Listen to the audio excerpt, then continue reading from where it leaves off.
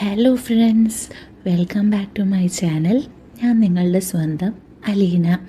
അപ്പോൾ ഇന്നും പതിവ് പോലെ ഒരു ന്യൂ സ്റ്റോറി ആയിട്ടാണ് വന്നിട്ടുള്ളത്. അപ്പോൾ കേട്ടാലോ? ഡാ രമേശ, നീ നേരത്തെ വരുമോ? അമ്മ മകൻ രമേശനെ ഫോൺ വിളിച്ചു. എന്താ അമ്മേ? ഡാ, പ്രമോദളിയനും ബിന്ദുവും വന്നിട്ടുണ്ടടാ. രമേശൻ്റെ അളിയൻ, എന്നാൽ സ്വന്തം പെങ്ങളുടെ ഭർത്താവല്ല, അച്ഛൻ്റെ ഒരകന്ന ബന്ധത്തിലെ ബന്ധു. ആണോ അമ്മേ? ആടാ. എന്നാൽ ഞാൻ നേരത്തെ വരാം. രമേശൻ വീട്ടിലെത്തി. അളിയനും കണ്ടപ്പോൾ, ആ അളിയ, എന്തൊക്കെയാ വിശേഷം? സുഖമായി പോണു രമേശ. എത്ര ലീവുണ്ട് അളിയ? അതൊന്നും പറയണ്ടടാ രമേശ, ഒരു കണക്കിനായി ഇത് ഒപ്പിച്ചത്. അറബി വിടുന്നില്ല. എന്നാലും 40 ദിവസം കിട്ടും. ആണോ? ആ. രമേശന് സുഖമല്ലേ? ആ, ഇങ്ങനൊക്കെ പോണളിയ. അമ്മേ, രമേശൻ അളിയന് നമുക്കൊരു പെണ്ണ് നോക്കണ്ടേ? ആ, വേണം മോനെ. അതിന് അനിയത്തിയുടെ കല്യാണം കഴിഞ്ഞിട്ട് മതിയെന്ന് അവൻ പറയുന്നത്. ആണോ? ആ. ഫുഡ് കഴിക്കണ്ടേ? രണ്ടുപേരും കൈ കഴുകി വാ. അമ്മ വിളിച്ചു. ഞങ്ങൾക്ക് കുറച്ച് കഴിഞ്ഞ് മതി അല്ലേ രമേശൻ അളിയ? അളിയൻ രമേശിനെ കണ്ണിറുക്കി കാണിച്ചു. എന്താ അളിയ? സാധനമുണ്ട്. ആണോ? ആ, പിന്നെ അധികം ഒന്നും കഴിക്കണ്ട കേട്ടോ. രണ്ടാളും അകത്തു നിന്നും ബിന്ദു വിളിച്ചു പറഞ്ഞു. രമേശന് നാളെ പണിക്ക് പോവേണ്ടതാ. അതൊന്നും സാരമില്ല അളിയ, ഇടയ്ക്കല്ലേ. രണ്ടുപേരും കുപ്പിയും കൊണ്ട് ഉമ്മറത്തേക്ക് പോയി. കുപ്പി മൂടി ഊരി ഗ്ലാസ്സിലേക്ക് മദ്യം ഒഴിക്കുമ്പോൾ പ്രമോദ് പറഞ്ഞു, ഗൾഫിലൊക്കെ എന്താ ചൂടളിയ, ഈ അറബികൾക്ക് എന്താ ഗമയല്ലേ? നമ്മുടെ നാടും എന്ന് ആ അറബി നാട് പോലൊന്നും ആകില്ലല്ലേ? നല്ല റോഡുകൾ, പുതിയ പുതിയ കാറുകളെല്ലാം അല്ലേ? ഇവിടുത്തെ റോഡൊക്കെ എന്ത് റോഡാണളിയ, കുഴിയും പൊട്ടിപ്പൊളിഞ്ഞതും എല്ലാം. UP-യിൽ ഏതോ മന്ത്രി പറഞ്ഞ പോലെ അവിടുത്തെ റോഡൊക്കെ ഹേമമാലിനിയുടെ കവള് പോലെയാ. ഈ അറബികളെ കൊണ്ട് നമ്മുടെ തെങ്ങെല്ലാം കയറിക്കണം അല്ലേ എളിയ? അത് കാണാൻ എന്ത് രസമാണ്. വെള്ള കന്തുറ, അതായത് അറബികൾ ഇടുന്ന വെളുത്ത ഡ്രസ്സ് ഇട്ടിട്ട് തലയെ കെട്ടൊക്കെ കെട്ടി അറബികൾ തെങ്ങ് കയറുന്നത് അല്ലേ? ആ മതി, ഇനി പിന്നെ കയറാം. എന്താടി? അല്ല, അറബികളെ കൊണ്ട് തെങ്ങ് വന്ന് ഫുഡ് കഴിക്കാൻ നോക്ക് രണ്ടുപേരും. ബിന്ദുവിന് കുറച്ച് ഗർവ്. പിന്നെ രണ്ടുപേരും പോയി ഫുഡ് കഴിച്ചു. ഫുഡടി കഴിഞ്ഞു. ഡാ രമേശ, നീ ഇന്ന് എൻ്റെ റൂമിൽ കിടന്നോ? നിൻ്റെ റൂം അവർക്ക് കൊടുത്തു അളിയന് കിടക്കാൻ എന്ന് അമ്മ പറഞ്ഞു. ലൈറ്റ് ഓഫാക്കി എല്ലാവരും കിടന്നു. അവരുടെ മുടിയുടെ അപ്പുറത്താണ് അളിയൻ പ്രമോദും ബിന്ദുവും കിടക്കുന്നത്. അവിടെ നിന്നും അവരുടെ സംഭാഷണം കേൾക്കാം. എത്ര നേരമായി ഞാൻ കാത്തിരിക്കുന്നത്. ഒന്ന് ക്ഷമിക്ക് ബിന്ദു, ഞാൻ വന്നില്ലേ? അല്ലെങ്കിൽ ഇന്ന് കുടിക്കണമായിരുന്നോ നിങ്ങൾക്ക്? അത് ആ രമേശനുമായിട്ട്. പിന്നെ ഒരളിയനും. നീ ഒന്നും മിണ്ടാതിരി. ഇങ്ങോട്ട് നീങ്ങിക്കിടക്കടി. അവിടെ നിങ്ങളുടെ വീട്ടിലൊന്നും നടക്കാത്ത കൊണ്ടല്ലേ ഇങ്ങോട്ട് നമ്മൾ പോകുന്നത്. അതൊക്കെ എനിക്കറിയാം ബിന്ദു.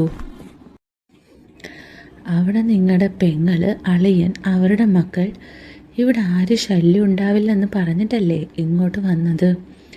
അതൊക്കെ ശരിയാ ബിന്ദു, അല്ലെന്ന് ഞാൻ പറഞ്ഞില്ലല്ലോ. എന്നിട്ടാണോ ചേട്ടൻ ഇപ്പോൾ കുടിച്ചത്? അത് സാരമില്ല, ഒരു 2 പെഗ്ഗല്ലേ കഴിച്ചുള്ളൂ. അവരുടെ ഈ സംഭാഷണം അടുത്ത റൂമിൽ രമേശനും അമ്മ ഗിരിജയും കേൾക്കുന്നുണ്ടായിരുന്നു. ഒന്ന് നീങ്ങിക്കിടക്കടി. എടി, അളിയൻ രമേശനുമായിരുന്നു സ്മോൾ അടിച്ചില്ലേ? അവരെന്ത് കരുതും? ഞാൻ ഇതിനു വേണ്ടി മൂത്തിളകി വന്നതാണെന്ന് കരുതില്ലേ? അവരോടൊക്കെ എന്തെങ്കിലും സംസാരിക്കണ്ടേ? അയ്യടാ മോനെ, എൻ്റെ ബുദ്ധല്ലേ ബിന്ദു നെയ്യ്. എത്ര നാൾ കഴിഞ്ഞിട്ടാണ് ഞാൻ വരുന്നതെന്നറിയില്ലേ? അറിയാം, ആ വിചാരം നിങ്ങൾക്കും വേണ്ടേ മനുഷ്യ? പിന്നില്ലാതെ. ഇതൊക്കെ ഒന്ന് ഊരിക്കളയടി. അയ്യടാ. ഓ, അത് പറഞ്ഞപ്പോൾ ഒരു ചിണുങ്ങൽ പെണ്ണിന്. അമ്മേ. ഇതുവരെ ഒന്നും മിണ്ടാതെ തൊട്ടടുത്ത റൂമിൽ കിടന്ന രമേശൻ അമ്മയെ വിളിച്ചു. എന്താടാ? നാളെ അവർക്ക് എന്താ ഉച്ചയ്ക്ക് ഫുഡ്? ചിക്കൻ വാങ്ങണോ? ആ, വാങ്ങിച്ചോടാ. അവർ 2-3 ദിവസം ഇവിടെ ഉണ്ടാകുമടാ. ആണോ? ആ, അവിടെ പെങ്ങളൊക്കെ വന്നിട്ടുണ്ട് അവൻ്റെ. അതാ. അപ്പോൾ ചിക്കൻ വാങ്ങാം അല്ലേ? ആ, വാങ്ങടാ രമേശ. അപ്പുറത്ത് നിന്ന് നല്ല ശബ്ദങ്ങൾ കേൾക്കാം. നീ ഇതുവരെ ഊരിയില്ലേ ഇതൊന്നും?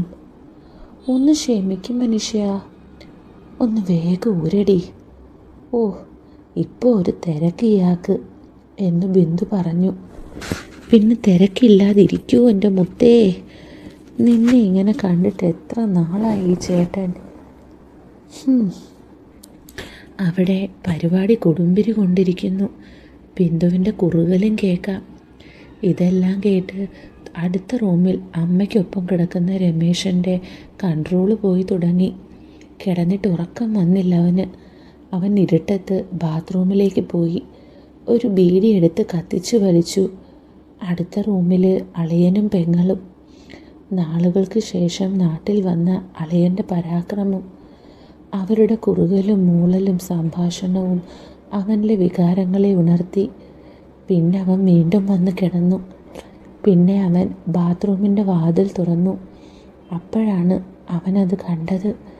അമ്മയുടെ കിടപ്പ്. ഗിരിജയുടെ നെഞ്ചിൽ നിന്നും സാരിത്തലപ്പ് മാറിയിട്ടുണ്ട്.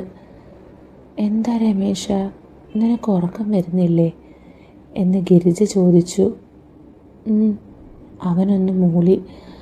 അമ്മ ഉറങ്ങിയില്ലേ? ഇല്ലടാ.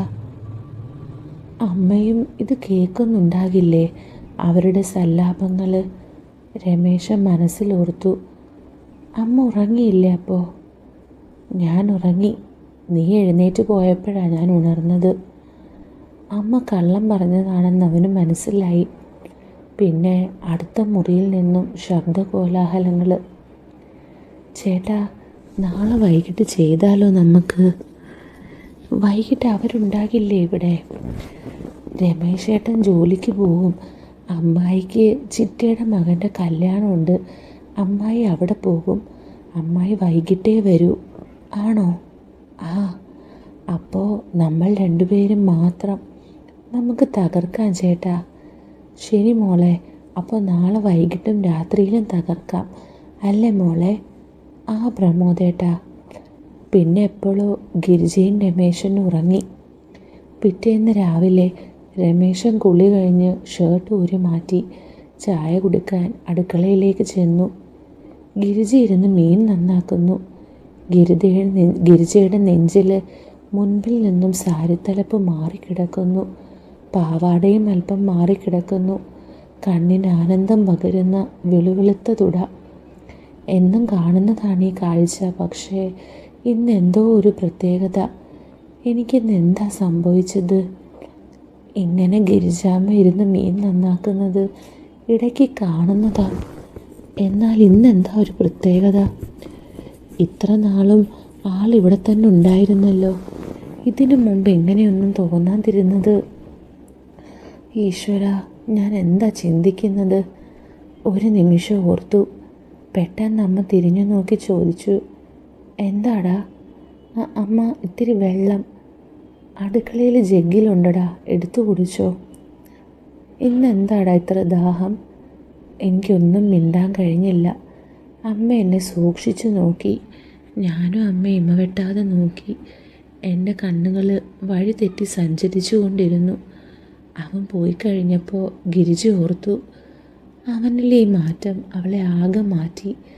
അവൻ്റെ ഇന്നത്തെ നോട്ടം ഇതുവരെ ഇങ്ങനെ ഉണ്ടായിട്ടില്ല. പക്ഷേ ഇന്നലെ രാത്രി അവരുടെ കേളികളാണ് ഇങ്ങനെയെല്ലാം സംഭവിച്ചത്.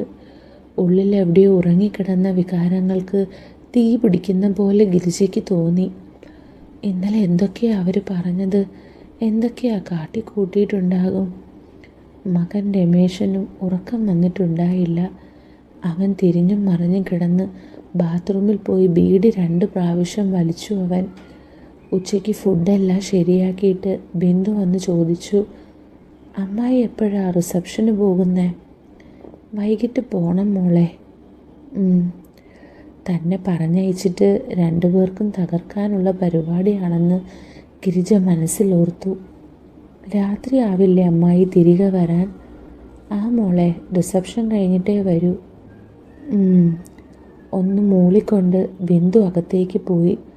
അവളുടെ കണ്ണിൽ ഒരു 100,000 പൂത്തിരി കത്തിയ പോലെ. ഗിരിജ അകത്തേക്ക് പോയി റിസപ്ഷന് പോകാൻ ഡ്രസ്സ് എടുത്തു വന്നു. എന്നാൽ ഞാൻ പോയിട്ട് വരാം മക്കളെ. അവരോട് യാത്ര പറഞ്ഞ് ഗിരിജ ഇറങ്ങി. ആ ശരി അമ്മായി എന്ന് പറഞ്ഞിട്ട് ബിന്ദു ഉമ്മറത്തെ വാതിലടച്ചു. പെണ്ണിന് തന്നെ പറഞ്ഞയക്കാൻ തിരക്കായി. രണ്ടുപേരും ഇന്നലെ രാത്രിയിലെ പോലെ നല്ലോണം എൻജോയ് ചെയ്യാനായിരിക്കും, ഗിരിജ മനസ്സിലോർത്തു. ഗേറ്റ് കടന്ന് കുറച്ച് കഴിഞ്ഞപ്പോഴാണ് ഗിരിജയ്ക്ക് ചില വീണ്ടു വിചാരങ്ങൾ വന്നത്. തന്നെ ആരോ ഉള്ളിലേക്ക് വലിക്കുന്ന പോലെ. ഇന്നലെ എന്തൊക്കെയാ രണ്ടുപേരും ചെയ്തേ? ഒച്ചയും മൂളലും എല്ലാം ഓർക്കുമ്പോൾ തന്നെ മനസ്സിലൊരു കുളിര് പോലെ ഗിരിജയ്ക്ക്. ഒന്ന് നോക്കിയാലോ അവരുടെ പരിപാടികൾ? ആ വിചാരത്തിൽ ഗിരിജ ഓരോന്നോർത്തു. പിന്നെ ഗിരിജ അവരുടെ വീടിൻ്റെ പിന്നാമ്പുറത്തേക്ക് നടന്നു. അവരുടെ ആ വീടിൻ്റെ പിന്നാമ്പുറത്ത് വാഴത്തോട്ടമാണ്. ആ വാഴത്തോട്ടത്തിൽ തന്നെ ആരും കാണില്ല എന്നുറപ്പ് വരുത്തി വിറയ്ക്കുന്ന ഹൃദയത്തോടെ അവൾ അവരുടെ ജനാലയ്ക്ക് സമീപം എത്തി. ഉണ്ട്, ബിന്ദുവും പ്രമോദും അവിടെ ഉണ്ട്. ഗിരിജ ഒരു മിന്നായം പോലെ അവരെ കണ്ടു. മൂളുകയും ഞെരുങ്ങുകയും ചെയ്യുന്ന ബിന്ദുവിനെ കേൾക്കാം. രണ്ടുപേരും യാത്രയിലെ പോലെ ഉള്ള തയ്യാറെടുപ്പാണെന്ന് ഗിരിജയ്ക്ക് മനസ്സിലായി. അടക്കി പിടിച്ച പേടിച്ച ത്വരിതമായ ശ്വാസഗതിയോടെ ഗിരിജ ആ ജനലിന് സമീപം ഇരുന്നു. ചുറ്റിനും ഒന്ന് കണ്ണോടിച്ച ശേഷം ഈശ്വരാ എന്ന് പ്രാർത്ഥിച്ചുകൊണ്ട് ഒന്നുകൂടെ അവിടേക്ക് നോക്കി. അപ്പോൾ നമ്മുടെ ഈ സ്റ്റോറിയുടെ ബാക്കി പോർഷൻ നമ്മുടെ ഓഗസ്റ്റ് സ്പെഷ്യൽ ടെലഗ്രാം ചാനലിലായിരിക്കുക വരിക. അപ്പോൾ അത് കേൾക്കാൻ താല്പര്യമുള്ളവർ നിങ്ങളെനിക്ക് മെസ്സേജ് അയക്കണം. അതിന് വേണ്ടിയിട്ടുള്ള ലിങ്ക് ഞാൻ കൊടുത്തേക്കാം. അതുവഴി നിങ്ങൾക്ക് കയറി ബാക്കി സ്റ്റോറി കേൾക്കാവുന്നതാണ്. അപ്പോൾ നമുക്ക് വീണ്ടും കാണാം. With love, Aleena.